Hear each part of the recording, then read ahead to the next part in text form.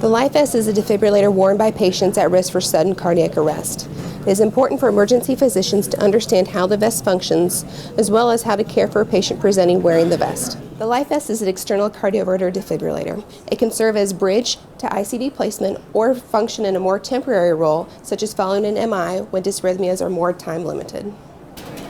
The wearable cardioverter defibrillator consists of a harness-type vest worn under clothing and a monitor defibrillator battery unit, which clips onto the patient's waistband or can be worn with a shoulder strap. Patient response buttons are on the monitor. Pushing a response button prevents a shock. Only the patient should push these buttons. The vest and monitor detect ventricular arrhythmias and can also detect bradyarrhythmias. The vest pads deliver unsynchronized shocks for ventricular fibrillation and synchronized shocks for ventricular tachycardia. The LifeVest can also be set to alarm for bradyarrhythmias, but does not pace. The LifeVest contains 3 defibrillator pads, 2 posterior pads, and 1 apical pad. When defibrillation is needed, gel is automatically released from the pads to improve conduction and prevent skin burns. The harness also contains electrodes for continuous cardiac monitoring. If the patient brings the battery charger modem to the emergency department, the device is Bluetooth capable to transmit readings to the Zoll web server. Batteries last approximately 24 hours. Patients have 2 batteries and a battery charger that fully charges the battery within 2 hours. Within 45 seconds of the onset of ventricular fibrillation or ventricular tachycardia, the defibrillator pads vibrate to alert the patient for a shock. Vibration is followed by 2 low and high volume alarm tones and a voice from the device advising the patient a shock will be delivered. A bystander can be shocked by the vest, so stay away when the voice alarms indicate a shock will be delivered. Electrical shock possible.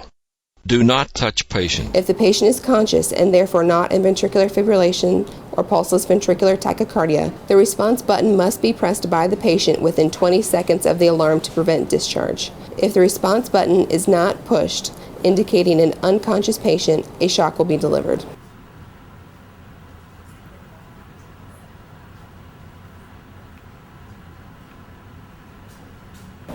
The LifeVest can deliver up to 5 shocks if the dysrhythmia is not terminated after the first discharge.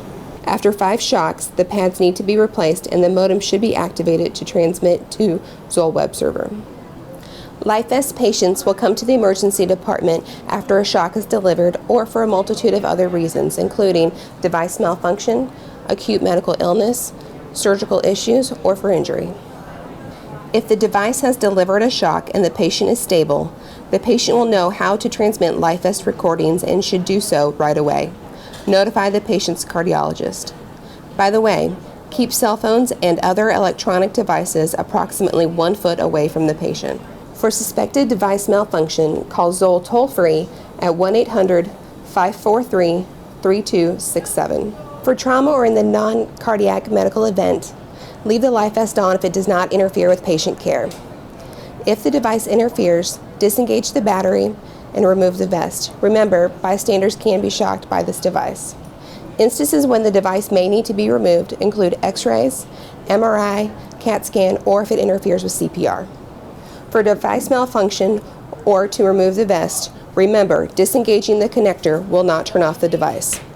You must remove the device from the patient's belt and disengage by removing the batteries.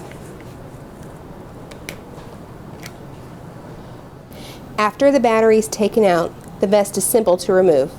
Unclasp it at the front and slip it over the patient's shoulders. Do not cut the vest.